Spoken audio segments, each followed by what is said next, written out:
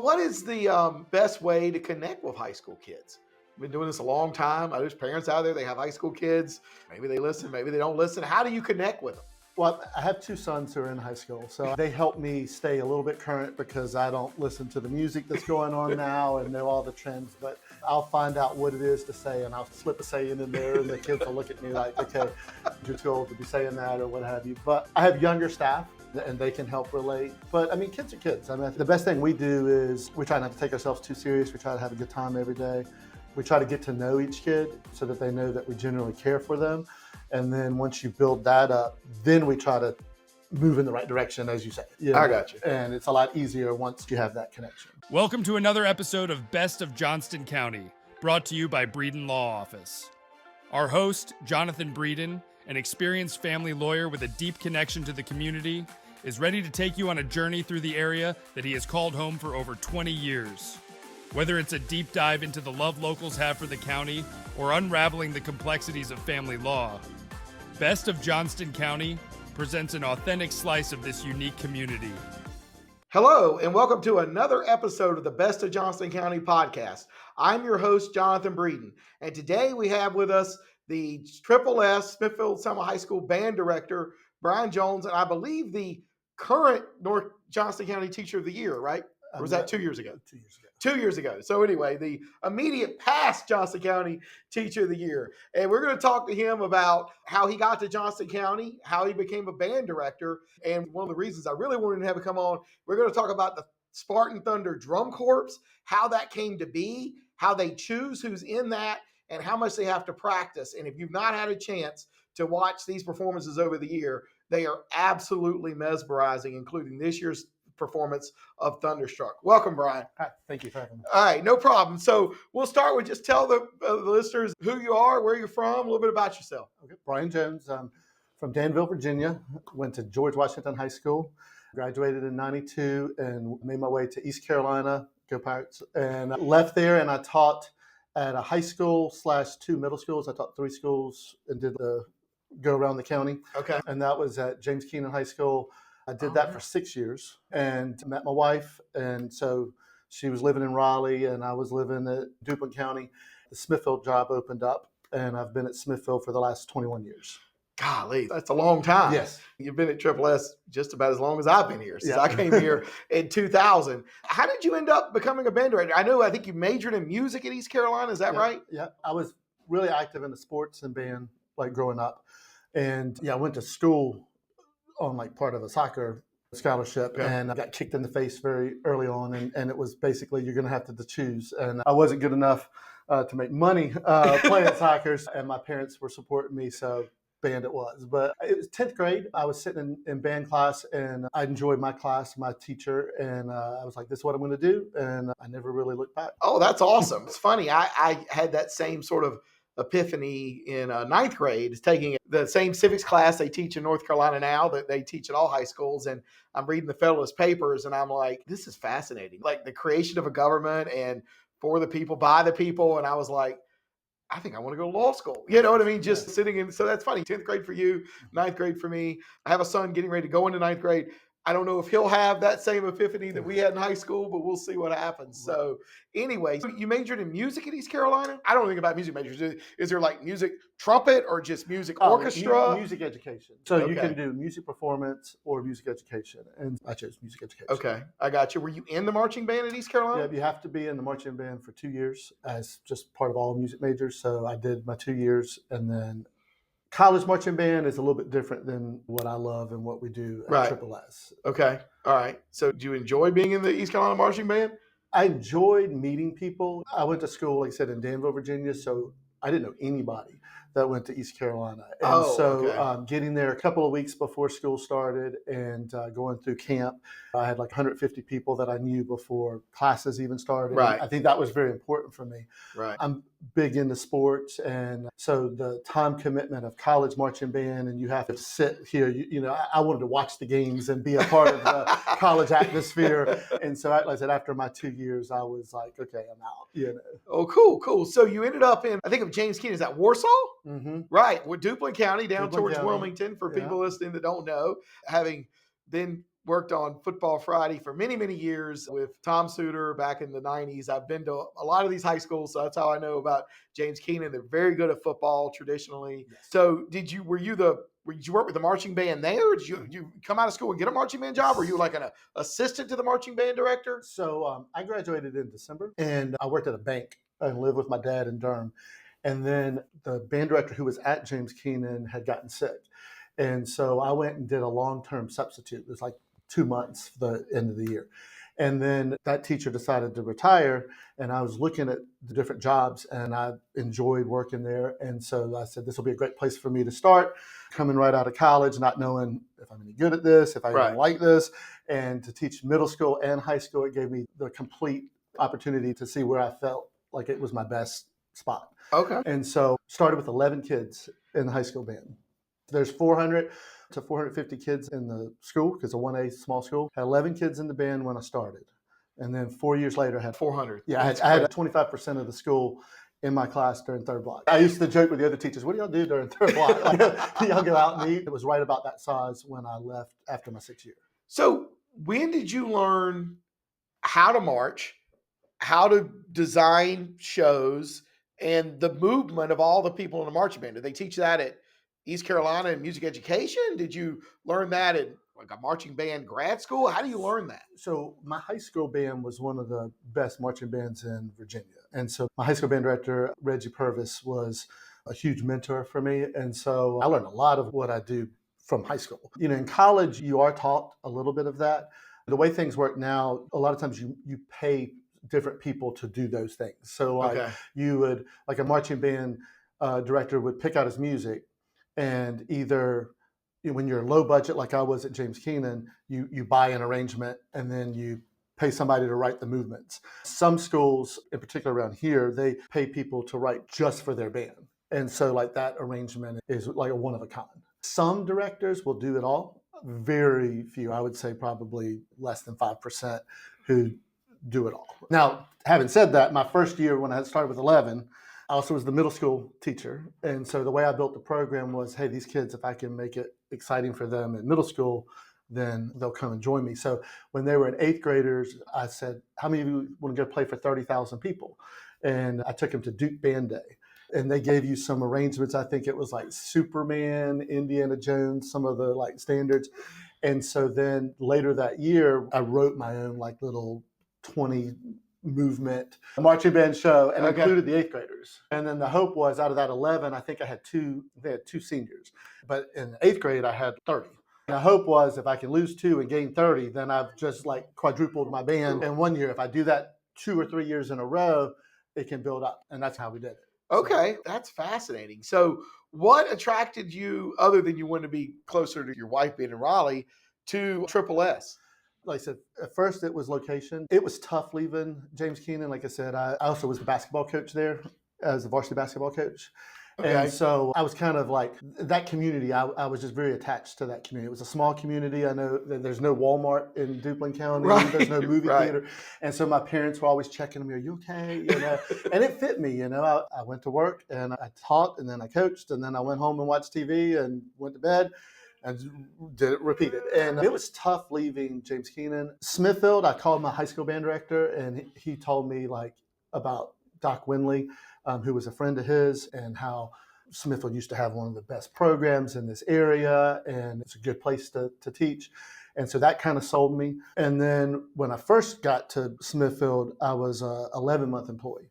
So that was the big kicker. Basically, I'm doing the same thing at James Keenan, but then getting like that extra month of employment. Okay. I'm about to get married, about to start a family. You got to start thinking more like others. And so that's what started. I got you. Now, Triple S has changed as Smithfield and Selma have changed over the 21 years you've been there. Talked about some of the changes you've seen there at the school, the number of students that are there. Yes, well, I think the students, when I first got there, was about what it is now. Okay. But then when they built Cleveland and Corinth, then Smithfield became closer to about 1,000 students. It's now built back up as Johnston County is booming and all the schools are crowded. So population is about the same. The facilities have definitely been upgraded. We're in Winley Hall. They named the new band room after Doc Winley. Right. And they're just finishing our auxiliary gym where everybody's excited. It's long overdue, but I think it's scheduled to open in January of 2025. And there's been a big makeover with that. As far as for me, the kids are pretty much the same. Right. I don't know if the listeners realize, and I don't know if you know this, but at one point, Triple S, was it 45 or 50% of the students were Hispanic? Like now, isn't it almost half Hispanic? I think it's closer to 60. Which is a different thing than you would think of as people listening to this Best for Johnston County. I don't think they realize how diverse that school is with just a very large Hispanic population. Oh, correct. Traditionally, they're as talented and musically as talented in their culture as any other. And I don't think people realize that either. I was just in Mexico a few weeks ago, and some of the music and the musicians I was able to see, it's the first time I'd ever been to Mexico, were absolutely phenomenal with the traditional music and stuff like that. Oh, for sure. Yeah, I think that's what I'm probably most proud of is our program. Our school is the most diverse, but our band looks like our school. We want to make sure that our band is for all students at Triple S. And so we take a lot of pride in that. And so I guess talk a little bit about how the budgeting works. You know, we're out here, you have the Cleveland High School band, your son's in that band, raises and spends, is it $250,000 a year? It's more than $250,000 a year. You're right. You know what I mean? My guess is you cannot do that at Triple S. So how do you provide a comparable program without raising $300,000 or $400,000? So that's one of the things I'm really proud of as the economy has passed McDonald's on the way here. It used to be $5 for a Happy Meal, and that's now $10. Right. And so what the students pay right now is about the same that they paid 10 years ago to do the same thing. What we rely at Triple S is the fundraising. We have to do a lot more of it. We have to be very conscious with every dollar that we're spending. Like I said, we're fortunate, starting with Doc Winley, who opened the school. The community has always supported the band program. And so we get a lot of contribution from businesses to help us out.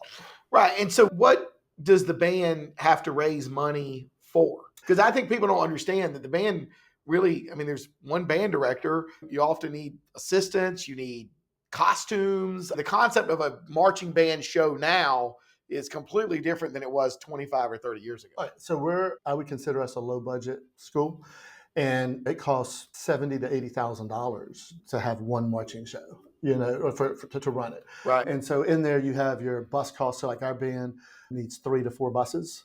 And so you're charged $1.50 a mile for anywhere you go. Just going from Triple S to Cleveland to back to Triple S, well, you have to pay for your bus driver. So you're paying for 4 bus drivers. So that could be anywhere from $50 each driver. And then the miles, which is not that much miles, but $1.50 there and $1.50 back. Just going to Cleveland and back could run you $500. And then if you run to like some of our competitions like Havelock, which is down at the Crystal Coast, it's almost 3 hours away. That's usually an over $2,000 trip just to go to compete. That's just the travel. Now you need to buy music, you need to buy the coordinates that they do. You have guard instructors, you have drum instructors. Costumes right now has come to a thing. We outgrew, when COVID happened, we grew so much that we didn't have band uniforms that would fit every kid. And it takes about 8 to 12 months to get a band uniform. And so it was like, well, what are we going to do? So the new trend is digital tops, and they run about $75, $80, and then you do that every year. So that's the new thing of pretty much you're going to spend $10,000 to $12,000 just on band tops every year moving forward. It's a lot. It's a lot. I know. That's why I always try to sponsor the bands around here. I sponsor your band. I sponsor the Cleveland High School band. I sponsor the West Johnston band every year because I understand that these costs are significant. And I believe that what y'all do and the opportunities that you provide for everybody, not everybody is going to be able to play at a 4A high school on a football team. Not everybody's going to play at a 4A high school on a basketball team, but everybody that wants to can be in a band, and they just have to practice and show up and participate and have a good attitude. And that's the one thing, it's the one extracurricular, at least in my mind, that truly is open to everybody. And these kids get to go and perform. You went to MetLife Stadium in New Jersey where the New York Giants play a couple of years ago. Those kids got to play in the same stadium as where they played the Super Bowl. And that's a tremendous experience. These kids from Smithfield and Selma get to go into an 80,000 seat stadium on the outskirts of Manhattan and play in the same stadium as they played the Super Bowl. That's an opportunity they're never going to get again. And so anything that any business out there listening can do to support any of the local bands, whether it's Clayton or Cleveland or Triple S or Corinth, please do, because these are opportunities that will stay with these kids for the rest of their lives. You talk about the MetLife Stadium. We took them into Manhattan and we spent a day there. And you take it for granted. I mean, I grew up in Virginia, but I probably went to New York 4 or 5 times before I went to college. And I went to Disney World several times. I didn't realize how fortunate I was growing up until you're on a bus with a bunch of kids and you just look back and they're all crying and you're trying to figure out why are you crying, and they're seeing the Statue of Liberty for the first time. And it gets very emotional to you that you can just see it. Or you get a letter from a kid 10 years after you've taught them, and they're like, hey, they're taking their family to Disney World, and they just were thinking about their first experience at Disney World and wanted to thank me for taking them. So it's like, that's the stuff, the music and the marching, that's all great, but it's those experiences that make somebody last as long as I have. Right, I can understand that. Have family law questions? Need guidance to navigate legal challenges? The compassionate team at Breeden Law Office is here to help. Visit us at www.breedenfirm.com for practical advice, resources, or to book a consultation. Remember, when life gets messy, you don't have to face it alone. So how did you get 100, 120 kids in your band all going in the same direction for a 12-minute show? Well, I've got a great staff. I think, and I know I don't want to talk basketball, especially with State and Duke this year. But I patterned the Coach K model. His assistants are his former players. And all of my staff has ties to me and former students. And so we don't have as many, but everybody takes pride in what it was like to wear that uniform and to be a part of the program. And we're all on the same page of what we're trying to do as a group. I think that's where it starts. And then we get out of the kids' way. I think our approach, knowing that we have less staff, is try to motivate the kids to move forward in the same direction and then just get out of their way. Let them do it. Okay. Well, what is the best way to connect with high school kids? I've been doing this a long time. There's parents out there, they have high school kids. Maybe they listen, maybe they don't listen. How do you connect with them? I have 2 sons who are in high school. They help me stay a little bit current because I don't listen to the music that's going on now and know all the trends, but I'll find out what it is to say and I'll slip a saying in there and the kids will look at me like, okay, you're too old to be saying that or what have you. But I have younger staff and they can help relate. Kids are kids. The best thing we do is we try not to take ourselves too serious. We try to have a good time every day. We try to get to know each kid so that they know that we generally care for them. And then once you build that up, then we try to move in the right direction, as you say. I got you. And it's a lot easier once you have that connection. Cool. Let's talk a little bit about the Spartan Thunder. Okay. That is I guess the way to describe it is I think of it as a drum line, but it's way more than just the drums now. It is. So tell the listeners about what it is and how it came to be. Okay. Yeah. And I want everybody listen up because I don't want to take credit for things that are not me. So we started Spartan Thunder in 2015. And literally it was a parade. We were waiting for the Selma Christmas parade. And I was sitting there after school and I was trying to come up with what can we do because indoor percussion, I don't know if you're familiar, a lot of the programs here do indoor drumline or percussion. They compete. So it's like a winter guard competition, but with drums. And those things can cost $40,000 or $50,000 to do. And we just don't have that. And so what could we do? And I was talking with my drum instructor at the time, and he was telling me this thing at Western that they do called Purple Thunder. And he showed me a video of it, and I was like, that's exactly like what I want to do. One of his best friends was a former student of mine who was also in that Purple Thunder. At Western Carolina University. Yes, and his name is Justin Holmes. I called up Justin, and I was like, this is what I'm thinking. Will you write me a show? He said, just send me the 3 tunes you want. And so that's how it started. Justin at the time was a car salesman. And as we started getting Justin involved, Justin became my drum instructor. And then he kept writing. Then Justin became a TA at my school. And so he was working with the Drumline during the day. And then he took Spartan Thunder to just this next level. Like it started out with 3 or 4 hip hop songs on the radio that everybody knew. And then it turned into more themed shows. And so I think the first big one we did was the Avengers, and all the kids were dressed up like the Avengers and Right. superheroes. Okay. And then over COVID, how do you teach over COVID? You know, because you're in Zoom calls and stuff like that. Came up with the idea of the Inferno. And so it was a fire show featuring music that had to deal with fire or hot. So we had It's Getting Hot in Here, and this girl's on fire, and you'd have a girl do a snare solo. But the kids could wear masks and still be in costume, so that when we kept hoping like we'll eventually get to come back to school during that year. And toward the end of the year, when we were able to come back, we put that show together. And then we did a big video with that. Justin had one of his buddies from Western Carolina come up, and they shot it all in one day. And then that video went viral. And that's when the indoor percussion competitions that we couldn't afford to go to, they had a creative, since it was all virtual that year, they had a creative category, and we were able to send our video, and it was like one of 10 videos in the whole country picked. And so that video was shown, and now people like who love drumming from all over the country now know what Spartan Thunder is. Oh, okay. And so then from then, it's just like, then that video helped recruit as well. And so then Justin, just every year, has just gotten, he's always been the best, but he's just gotten better, and he's put more into it, and he starts thinking about it like a year in advance. Like he already knows what next year's going to be. Oh, okay. He keeps that under wrap, but now he's planning these things in a year, where in year one, it was a Christmas parade on December 2nd. We planned it, we wrote it on that weekend, and then we're performing it in January. So it's really put together. Right. Yeah. So, I mean, so now it's got more than just drummers in it. So how many kids are in what would be the Spartan Thunder show now? I think this year there's 48. So depending on the theme. So it went from Avengers to, he did James Brown, and then it went to Michael Jackson last year. And so when he went into Michael Jackson, he thought about, what if I add some winds? We have a saxophone player at our school that's phenomenal. Like he's incredible. We had winds for the first time in Michael Jackson. This year when he's like, okay, we're going to do AC/DC. I'm like, we're going to go from Michael Jackson to AC/DC.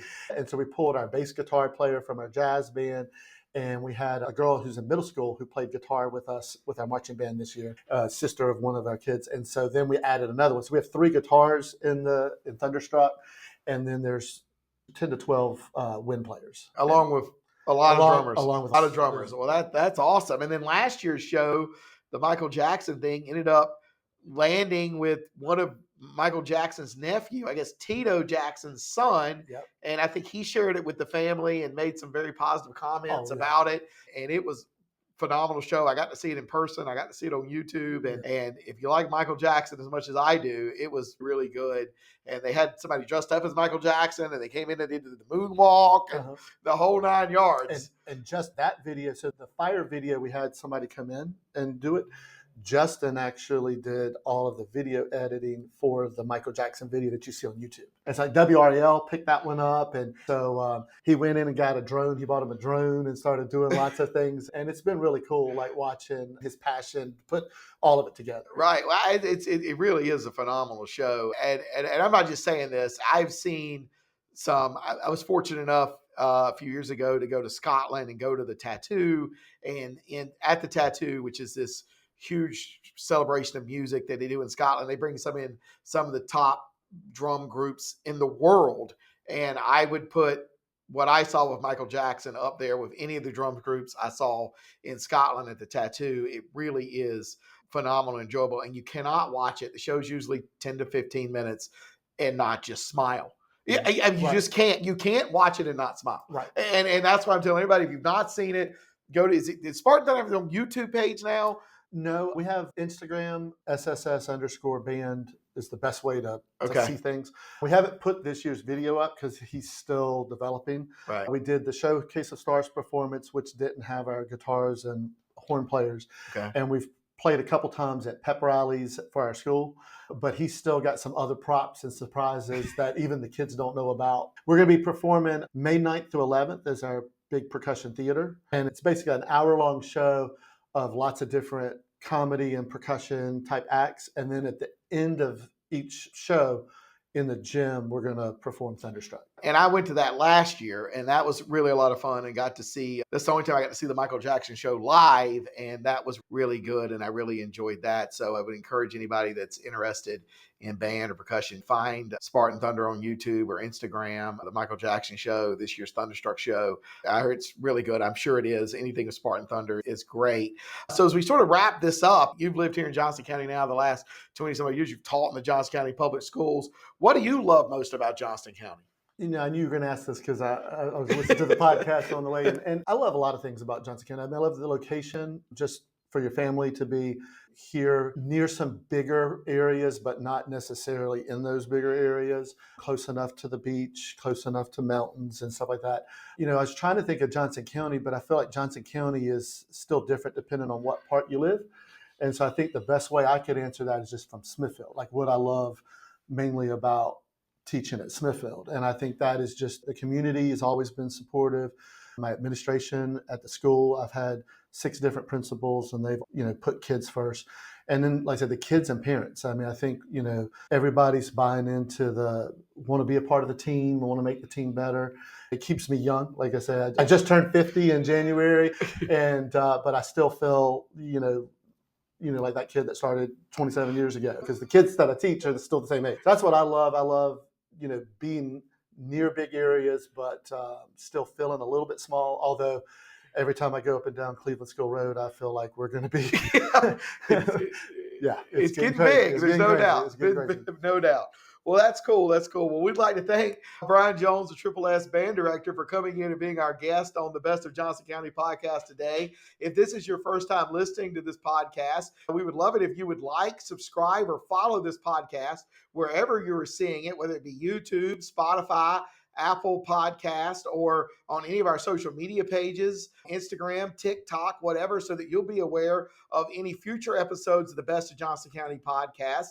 The Best of Johnston County podcast comes out every Monday. And if you've not listened to any prior episodes, please go back and listen. We've had some great guests so far, including Patrick Harris, County Commissioner, Dr. Tim Sims, a local dentist. We had Chris Key, a financial advisor. We had Adrian O'Neill, the County Parks and Rec Director. And so if you love Johnston County as much as I do, this is the podcast for you. So keep listening. We've got more great guests coming every week, and we're always going to be talking about why we love Johnston County as much as you love Johnston County. And until next time, I'm your host, Jonathan Breeden. That's the end of today's episode of Best of Johnston County, a show brought to you by the trusted team at Breeden Law Office. We thank you for joining us today, and we look forward to sharing more interesting facets of this community next week. Every story, every viewpoint adds another thread to the rich tapestry of Johnston County. If the legal aspects highlighted raise some questions, help is just around the corner at www.breedenfirm.com.